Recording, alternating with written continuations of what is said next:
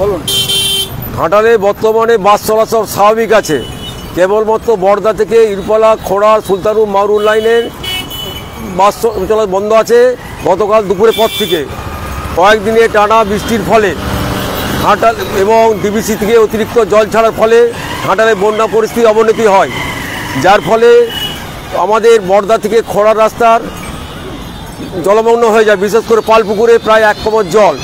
ফলে গতকাল দুপুর থেকে বর্দা থেকে খোড়া, ইরপালা, মাউরুল, সুলতানপুর লাইনে গাড়ি চলাচল বন্ধ আছে এবং যা পরিস্থিতি তাতে আশঙ্কা আরও 3-4 দিন সময় লাগবে।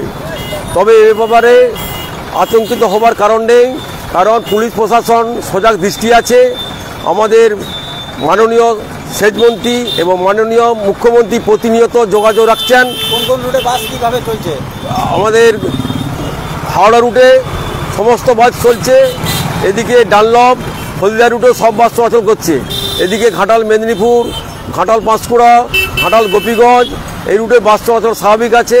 এদিকে আপনার ঘাটালের উপর দিয়ে আরামবাগ, বর্ধমান, তারকেশ্বর, এদিকে ঘাটাল রোড, বাঁকুড়া সমস্ত রুটেই গাড়ি চলাচল স্বাভাবিক আছে। কোনো বাস কি বন্ধ আছে? কেবলমাত্র বর্দা থেকে খোড়ার, ইরপালা, মাউরুল, সুলতানপুর লাইনেই বাস চলাচল বন্ধ আছে গতকাল দুপুর থেকে, কারণ ওই রাস্তায় বাস রাস্তার উপর পালপুকুরে প্রায় 1 কোমর জল, যার ফলে স্বাভাবিকভাবেই কোনো বাস যাচ্ছে না এবং যা অবস্থা তাতে মনে হচ্ছে ওই রুটে বাস চলাচল করতে এখন 3-4 দিন সময় লাগবে। তাই এ ব্যাপারে একদমই আতঙ্কিত হবেন না। ঘাটালে বন্যা পরিস্থিতি, বাস যাত্রীরা স্বাভাবিকভাবে বাস চলাচল করতে পারে শুধুমাত্র বর্দা ছাড়া? হ্যাঁ, বাস চলাচল স্বাভাবিক আছে। ঘাটাল মধ্যে সব রুটই বাস চলাচল স্বাভাবিক আছে, কেবলমাত্র বর্দা থেকে ইরপালা, সুলতানপুর, মাউরুল, সুলতানপুর এই রাস্তায় বাস চলাচল গতকাল সুপুর থেকে বন্ধ আছে, কারণ ওই রাস্তায় পালপুকুরে প্রায় 1 কোমর জল আছে।